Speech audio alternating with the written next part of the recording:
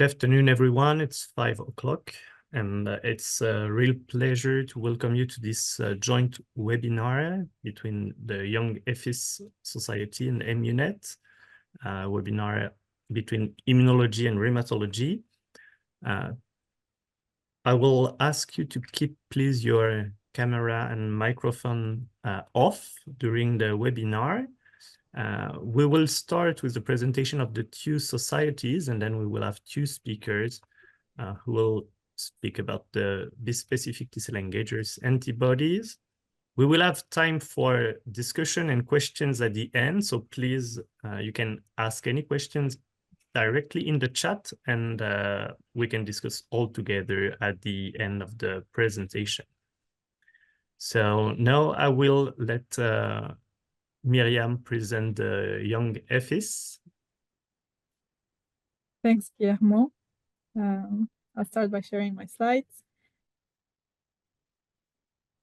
So I will tell you very briefly about yEFIS. So yEFIS is the Young Immunologist Network of the European Federation of Immunological Societies.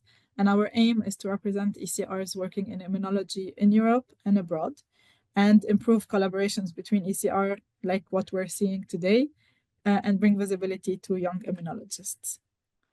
And very briefly, how we're structured.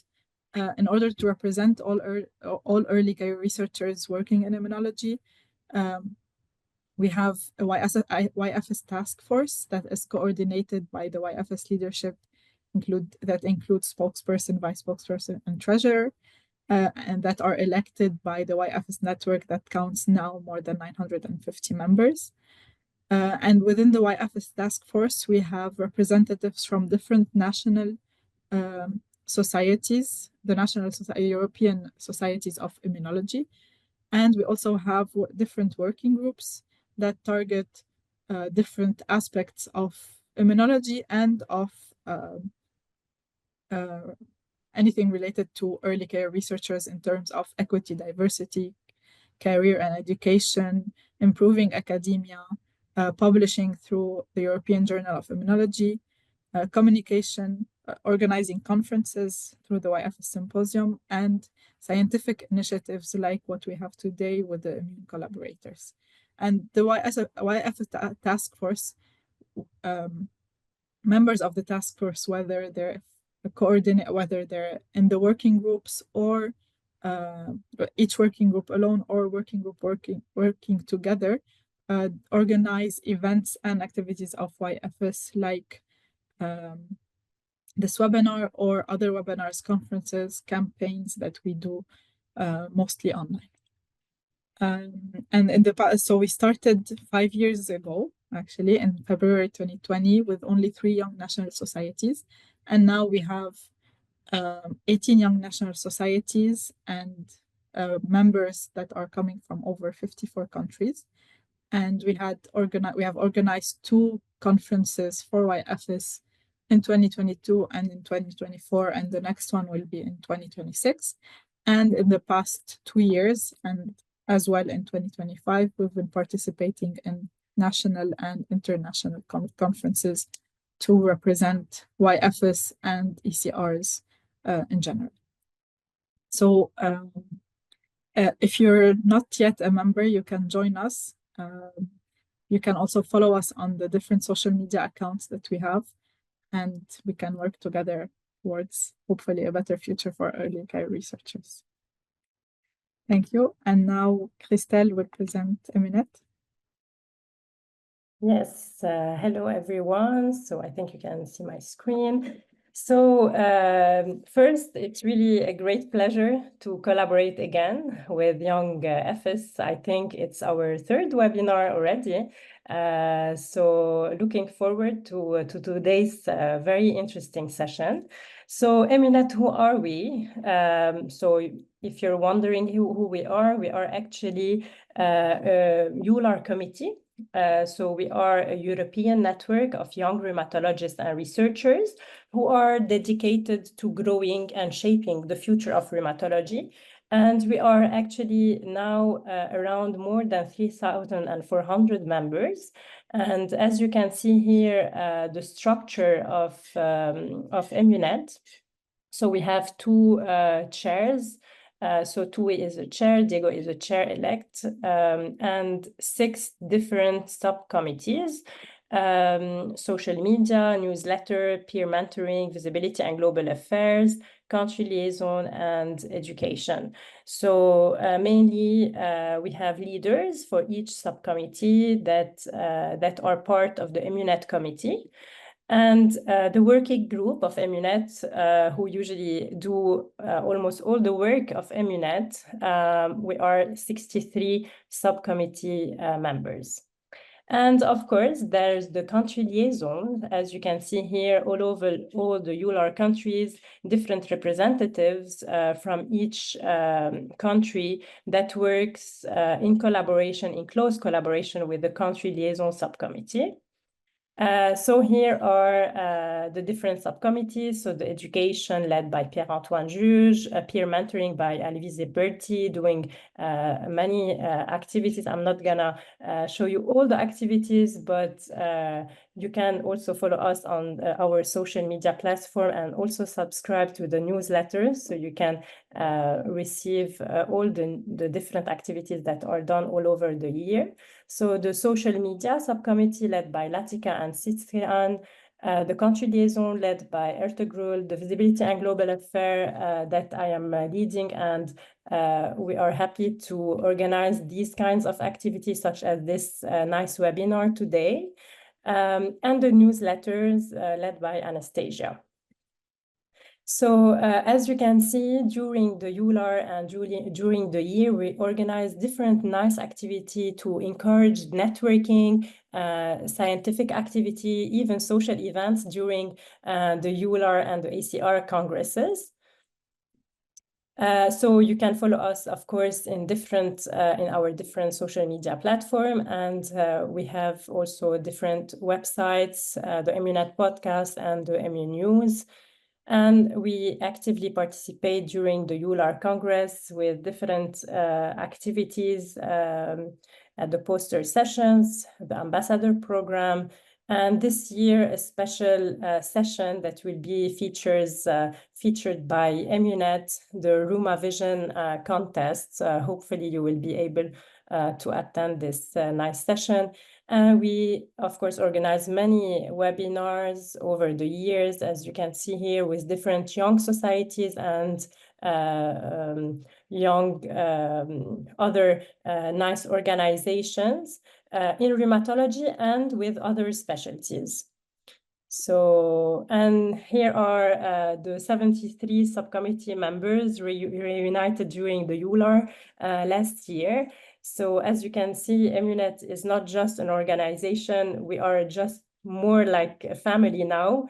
And we really hope that we will be able to shape the future of rheumatology all together later on. And to join us, it's a free registration. If you're interested in research in rheumatology or you are a rheumatologist, don't hesitate to join us. And of course, join this nice community. Thank you very much for your attention. Thank you very much, Miriam and Christelle, for the presentation of the societies. I was so excited that I did not introduce Rami Beshara, who is the moderators with me during this session for the young yEFIS, and myself, I'm a rheumatologist for EMEUNET. Now we are right on time, and it's my great pleasure to introduce Ricardo Gris-Haber-Bouillet, who agreed to present the data, but bispecific T-cell engagers, I think, is one of the few rheumatologists who already experienced this kind of treatment. So Ricardo, the floor is yours. Thank you very much. Yeah, thank you so much for the introduction. Hope everyone can see my slides well.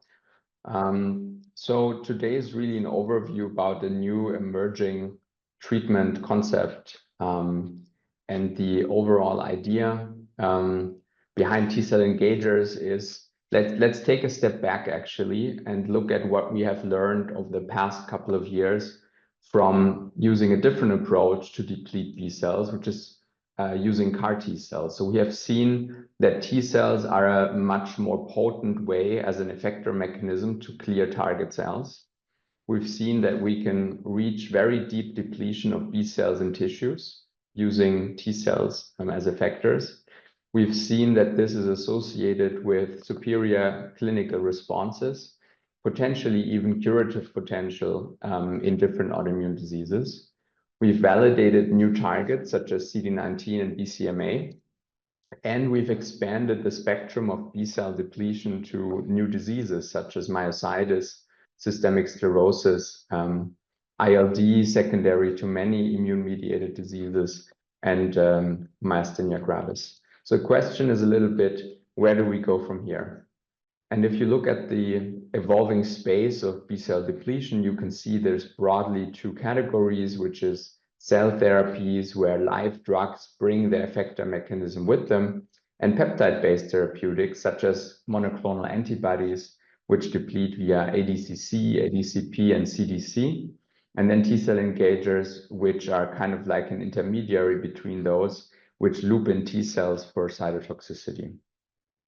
So if we look at the mechanisms of depletion, we know obviously monoclonals are relying mainly on NK cells and also on phagocytes. CAR T cells, of course, rely on genetically manipulated T cells, and then T-cell engagers are essentially externally administered peptides which act as a bridge between the T-cell receptor and the target cell, allowing all T cells to recognize target cells. And in terms of the mechanism of recognition, this is independent of MHC class 1 and peptide antigen. And therefore, as the T-cell engager binds to an invariant subunit of the T-cell receptor complex, usually the CD3 epsilon subunit, any T-cell can get activated potentially and contribute to killing. Why is this a powerful concept? We see this in the long-term survival data here of using the first T-cell engager called blinatumomab in MRD-positive BALL. And BALL is a very aggressive form of leukemia driven by immature B cells. And minimal residual disease means that the patient after chemotherapy still has a small amount of malignant cells in the bone marrow, which you don't see by conventional pathological analysis, but you only detect them with more sensitive methods, such as using high throughput flow or NGS. But if you apply a TCE here, you can see both a survival benefit of adding this, but also a conversion of MRD status from MRD positive to MRD negative after just one cycle, which illustrates that the TCE is very sensitive to eliminating even the most small clones in the bone marrow, which otherwise could drive relapse. So this concept is, of course, interesting also for refractory autoimmune disease, which might be driven by residual autoreactive B cells. You can see that this TCE concept is very successful in oncology. Here's an overview of the approved T-cell engagers covering a variety of malignant conditions from lymphomas, myeloma, and even now solid tumors such as malignant melanoma and small cell lung cancer. So in our group, we applied this TCE principle then to autoimmune diseases. This is work here led by Laura Bucci, who's a clinician scientist in the group. And in this original study, we reported the use of blinatumomab in 6 patients with RA. As you can see here, they were highly refractory to standard therapies, so they had all exceeded methotrexate and leflunomide and several TNF blockers, IL-6 blockade, several JAK inhibitors, as well as a substantial portion of abatacept and rituximab. Being a small molecule, blinatumomab is given as a continuous IV infusion, so 9 micrograms per day over a total of 96 hours. And we gave 2 cycles. This is a very low dose protocol compared to the approved dose in hemato-oncology. As you can see here, even that low dose robustly depletes B cells in peripheral blood. And just to put that into perspective, the dose of blinatumomab used per cycle is about 1/26,000th of the dose that is used for rituximab induction therapy. So it's a very small dose, very potent molecule. After the B cells come back, you can see that they are mainly here, this blue population here, which is IgD expressing naive B cells. So we do see actually a preferential clearance of especially class-switched memory B cells and a shift towards a naive B cell pool.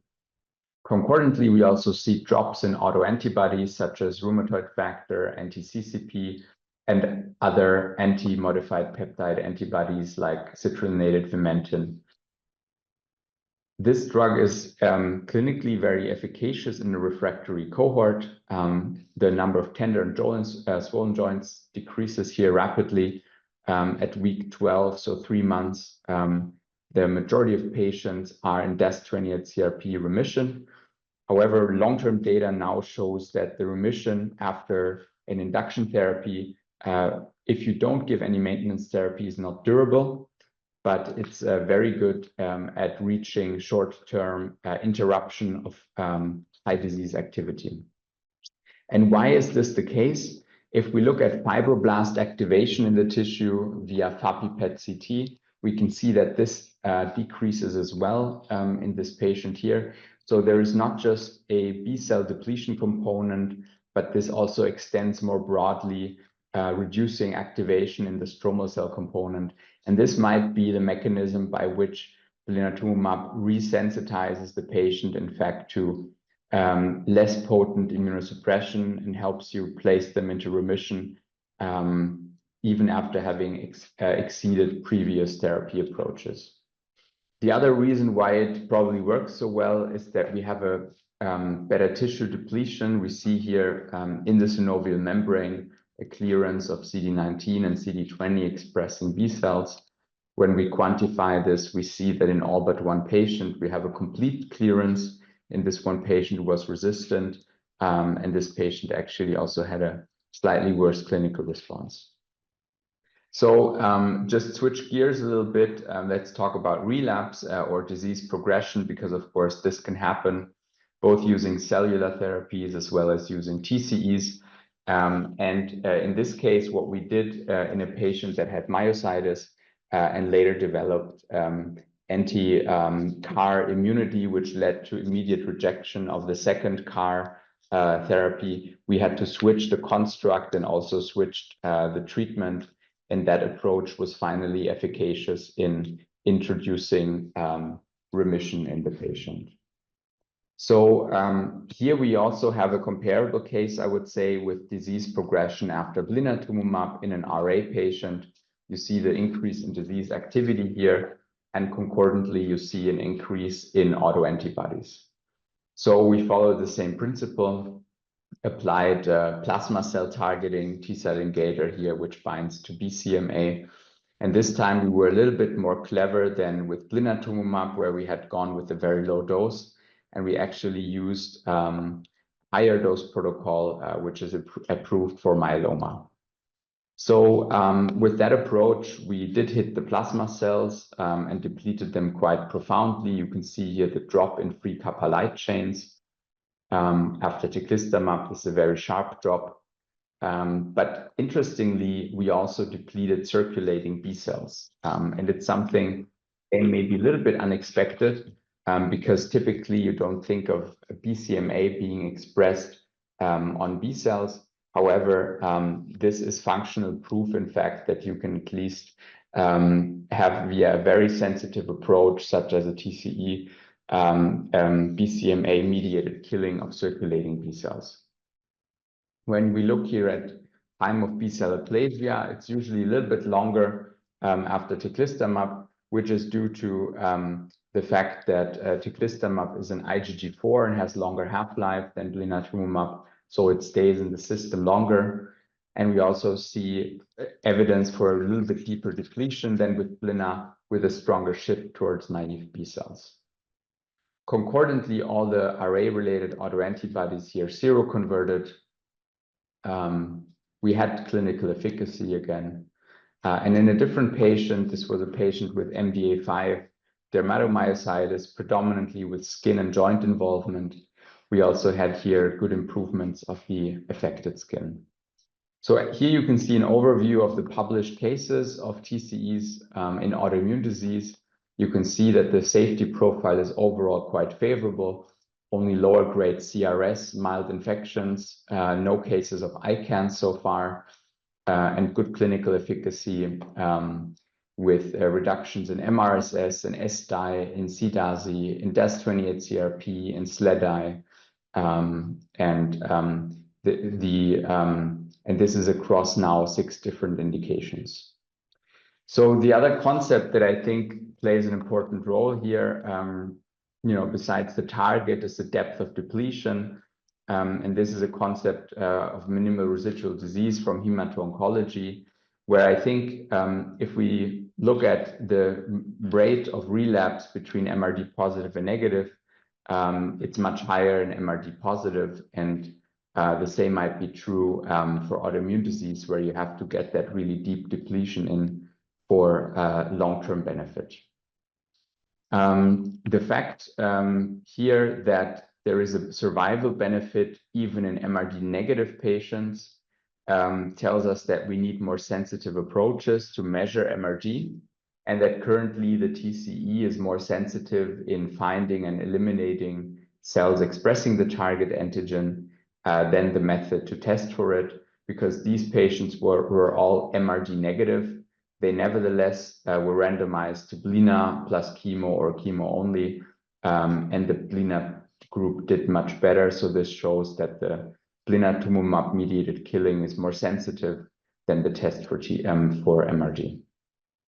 And this actually matches what we also see in the longitudinal lymph node biopsies shown here from teclistamab treated patients, where we have eradication of CD138 expressing plasma cells from lymph nodes. If we look at efficacy, for instance, in relapsed refractory follicular lymphoma, 3rd line plus, then we can see that we have an overall response rate between 80 and 90% and complete response rate between 60 and 68% for 2 different CAR T-cell products and for a CD20 T-cell engager. So we are in an interesting time where basically we have a convergence of different therapeutic approaches in oncology and in autoimmune disease. Both fields are now familiar with monoclonal antibodies since a long time, but now also with CAR T cells and with T-cell engaging antibodies. In terms of the 3 different mechanisms, they each have their pros and cons, but of course the T-cell activation seems to be more potent in depleting target cells, and then allogeneic cell therapies, which are further behind, or for instance, T-cell engagers have the advantage of being able to dose flexibly and being available off the shelf. So if we think about the principles that go into making TCEs, we can see that there's different formats here. For instance, stitching together 2 single chain variable fragments, or making IgG-based TCEs, or making 2+1 designs with here 2 antibody binding domains, or even fusing a soluble TCR to a CD3 single chain variable fragment to go after intracellular antigens restricted to MHC peptide complex. It's also important to think about the design principles. For instance, here, there is a nice comparison by lowering the binding affinity to CD3. You get a broader therapeutic window. You maintain basically the cytotoxicity at full dose against the target cell. But at that dose, you have basically halved the amount of cytokine release. So this makes for a potentially safer drug. The other cool concept is how you go after a little bit dirty antigens when, for instance, you have antigen expression brighter on the target cell, but you also have some background expression on normal cells. In that case, if you go with a conventional 1+1 format, you have relatively broad reactivity because the TCE is so sensitive. So one way to combat this is actually to detune, especially the 2+1 format here, adding a second binder with increased avidity, but you decrease the affinity, and thereby you can see that the therapeutic index between depletion of cells with high and low antigen density is substantially spread. So going forward, what are the main operating principles to make deep cell depletion available for autoimmune disease? This is off-the-shelf use. This is outpatient use, subcutaneous administration, potential for redosing, focusing on safety, and skipping lymphodepletion. And I think, therefore, we will see a lot of innovation in targets beyond B cells, antigen-specific tolerance, molecular stratification of patients, assessing MRD, expanding to new indication, and expanding to new generation therapeutics. So with that, thanks for the invitation to present. Moving on, I think we're well in time, and I look forward to the discussion later. Thank you very much, Ricardo. This was very fascinating talk. And so now we will move to the second talk from young yEFIS, Marius, who just came from his vacation to deliver the presentation. And Marius is a PhD student in Basel, Roche, and he's co-supervised by Florent Guinou at Gustave Roussy. So his research focuses mainly on engineering inflammation, and he's done a lot of intestinal organoid. And it's a nice transition from what Ricardo showed us, because he will talk about how this organoid can be used to deliver or to assess the safety of T-cell engagement. So Marius, the floor is yours. Perfect. Thank you very much. Can you see my screen, first of all? Yeah. Perfect. Yeah, thank you for the kind introduction and also for the invitation to present today. And as Rami just perfectly illustrated, it's yeah, if you will, on the other side of the spectrum of clinical development, if you will. So I'm actually in the very early onset of preclinical development. So as Rami said, I'm at Gustave Roussy, associated with Florent Guinou, but I'm actually working at the Institute for Human Biology at Roche in Basel, so a big pharma company. And I'll tell you a little bit about our work on intestinal organoids, how we make them immunocompetent, and how we've used them to assess T-cell bispecifics and safety concerns around them. So I was hoping that Ricardo actually illustrates and explains a little bit about T-cell bispecifics, and he did so very well. So I'm going to jump over this quite briefly, but just to remind again, the T-cell bispecific works, as the name says, by basically binding simultaneously to a cancer antigen of your liking and the CD3 epsilon chain of the TCR complex on T lymphocytes. By doing so, hypercross-linking, activating the T cells, and that leads to downstream cytokine release. Cytotoxic granules are being sequestered, such as granzymes and perforins, eventually killing the malignant cell. Now, Ricardo has beautifully illustrated how this has been very successful, actually, for hematological cancers or for rheumatoid arthritis. However, in the space that I'm working in, which is solid tumors, colorectal cancer, this has not been yet that successful. Now, an infamous example of a T-cell bispecific in colorectal cancer was the EpCAM T-cell bispecific called solitumab. As you can see on the left-hand side, EpCAM, which stands for epithelial cell adhesion molecule, is highly overexpressed in colorectal cancer. But overexpressed means, and this was also something Ricardo pointed to, it's also ubiquitously expressed in the healthy colon. And now when this TCB was actually administered in the clinic, this unfortunately led to quite a lot of adverse events and led to the immediate halt of the clinical trial due to this unforeseen adverse event. And a second T-cell bispecific that was actually deployed by Roche a couple of years ago. The carcinoembryonic antigen was the target here, is also highly overexpressed in colorectal cancer, but once again, also expressed in the healthy colon, also leading to severe side effects in the clinical trial. Actually, I think it was only last year where it was stopped. And here even the colleagues 9 years ago of mine here at Roche, they even stated in a little report that they didn't have a relevant model to assess the safety of the CEA TCB. Now, this is the perfect basically transition to actually the motivation of my first project in the PhD, which was basically to overcome this translational gap, if you will, by using organoids. So as I said before, I'm working at the Institute for Human Biology, and as the name kind of gives away, we're working primarily with human organoids. And if you're not familiar with organoids, they are essentially 3D stem cell derived mini tissues, in vitro mini tissues. We usually typically get them from patient biopsies, so small part of the intestine. We get the stem cells out, put them into a matrix, and then give them right growth factors. And over time, they develop into these cystic structures here. And then you can apply them to all sorts of questions. Now, the question is basically, why are they so powerful and why is Roche investing so much money? Well, first of all, they're human. And secondly, they are quite complex cellular structures. So here on the top left side, this is a native small intestine that I stained for 7 markers that are, well, 7 canonical epithelial markers, if you will.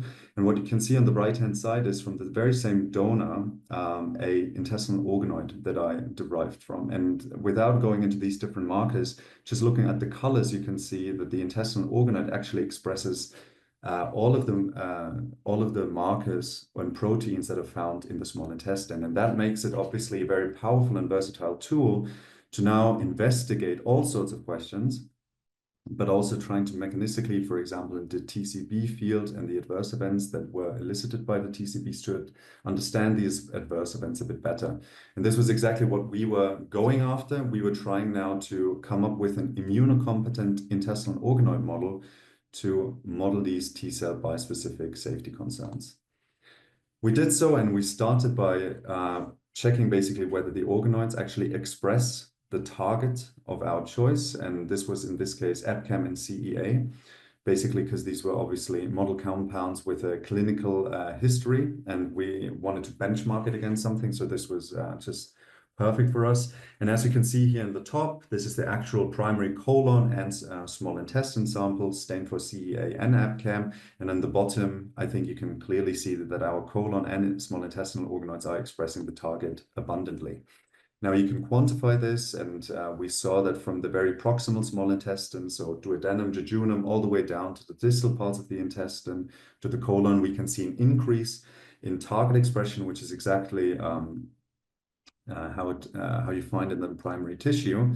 And now, since we had that, like this was the first big milestone, and actually it might not seem very special to you, but people have been struggling previously to express either humanized mice or were simply working with human cell lines.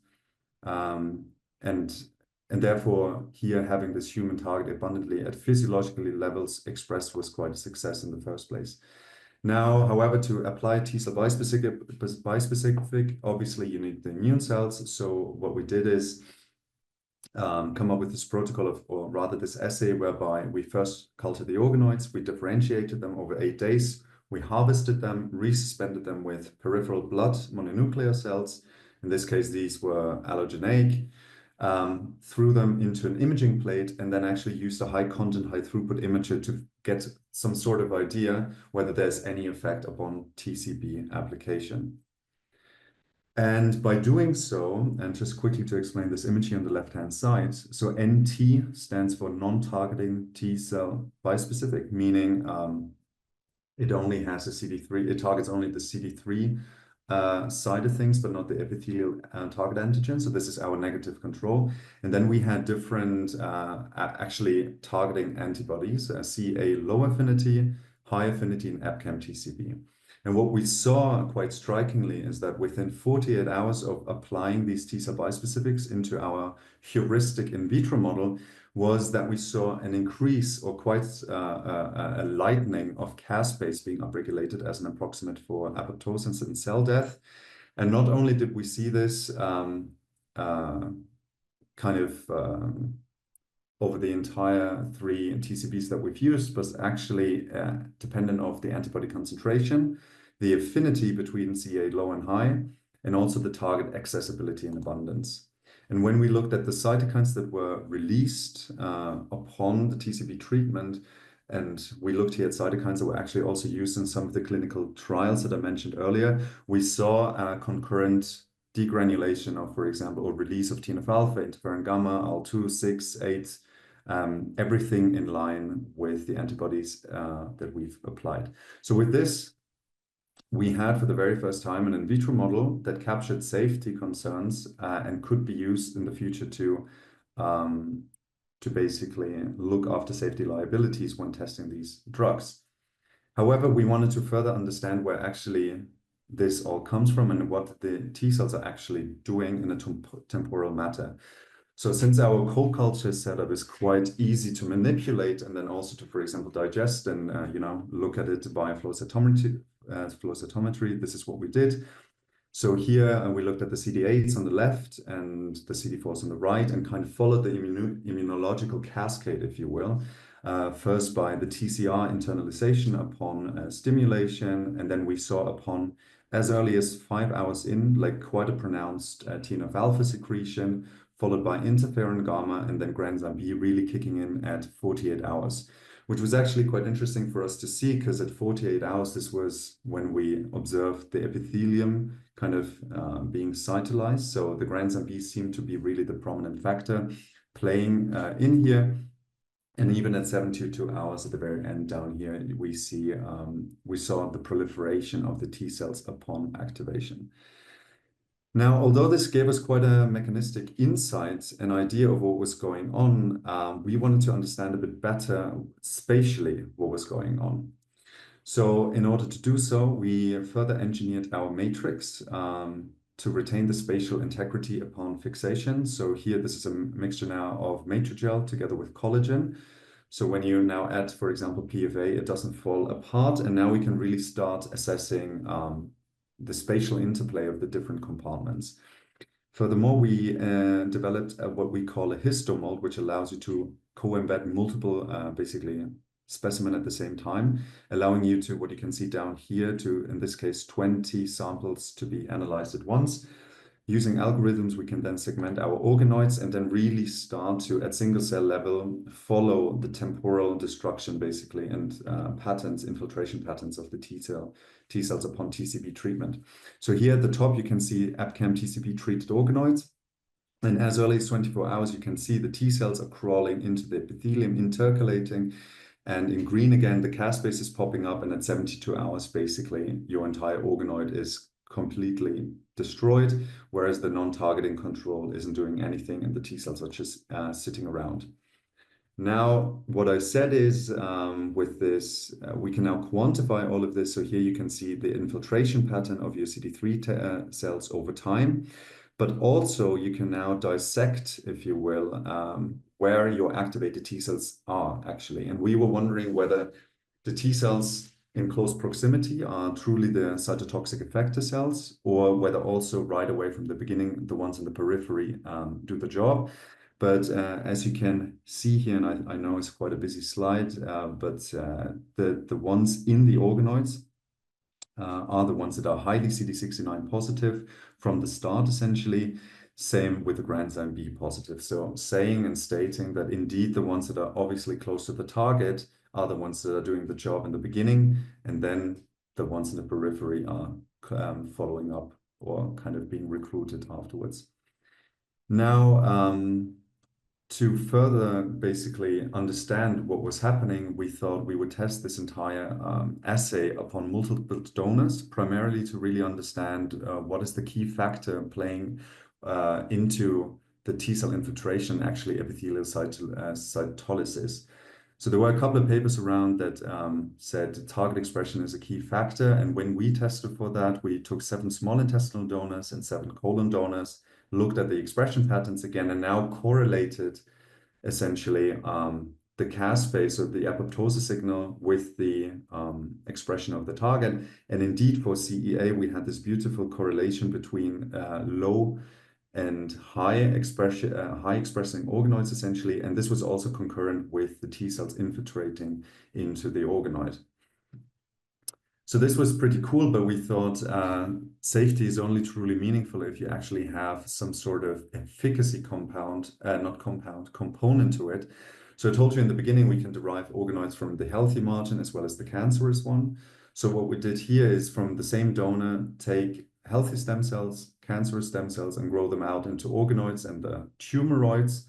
Look again at target expression.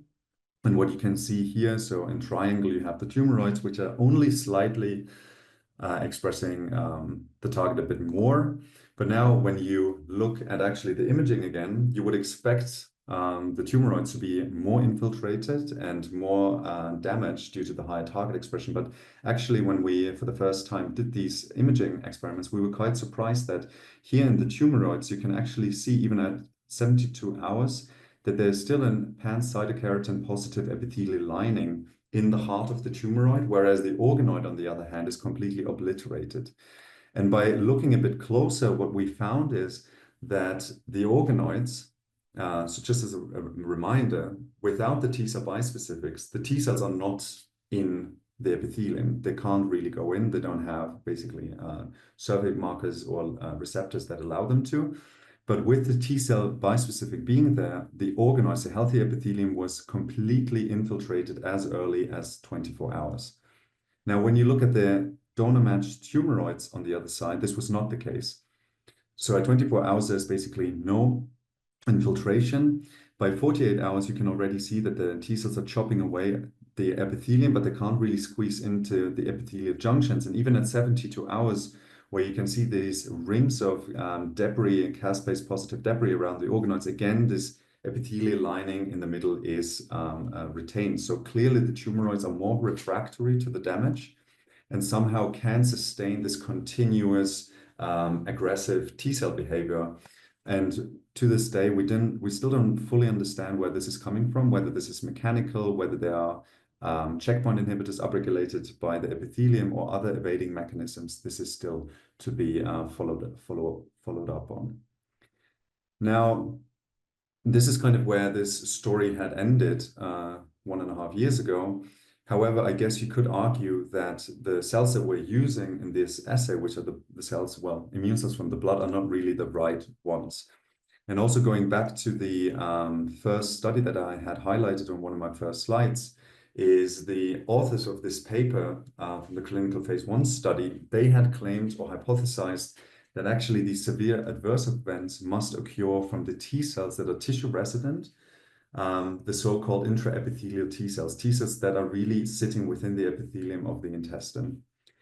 Now, these T cells have a very unique surface marker expression pattern, or a unique phenotype, if you will, that I stained for here on the left-hand side. So in the native small intestine, you can see CD103, a ligand that allows them to interact with E-cadherin.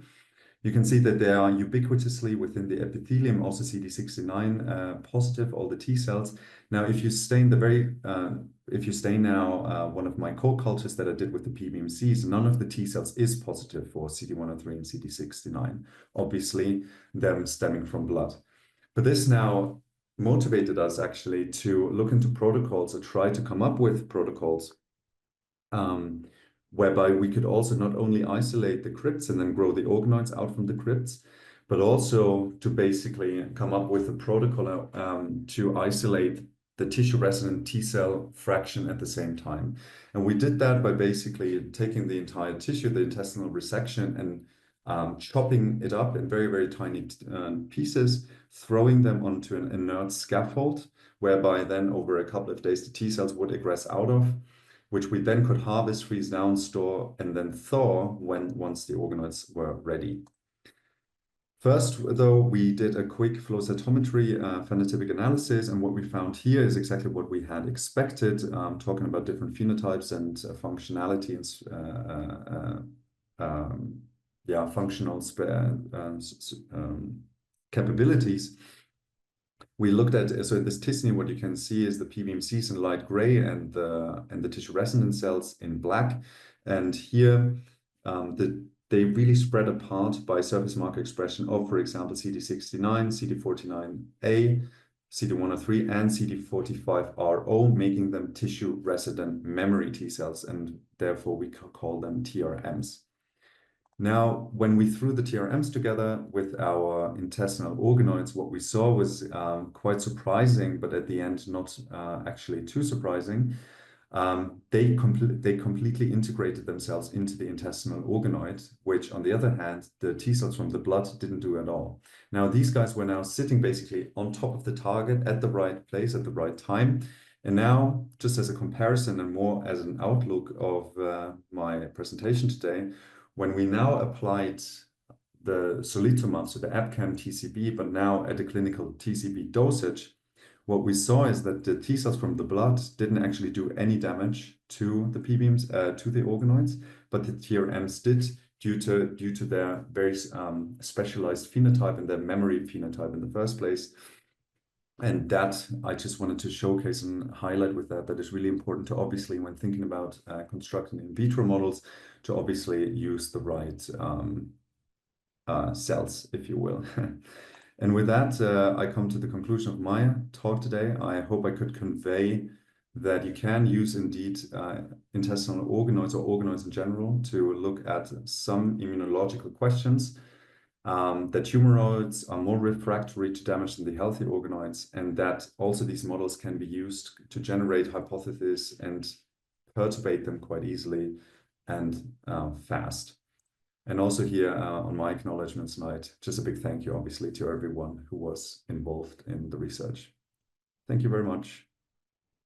I would like to thank again, of course, Marius and Ricardo, our both speakers, for their fantastic talk today. I think it was really motivating for us to see what is shaping the future of rheumatology and immunology, and to thank also Christelle and Miriam for presenting the societies. And Rami, I will let you give the last word for the presentation. We are very happy to co-organize this meeting again with EMEUNET, and again, fantastic talks. Thank you very much for both speakers and for you all for attending the webinar. Thank you very much and hope to see you soon. Thank you. Bye. Bye. Bye-bye. Bye. Thank you.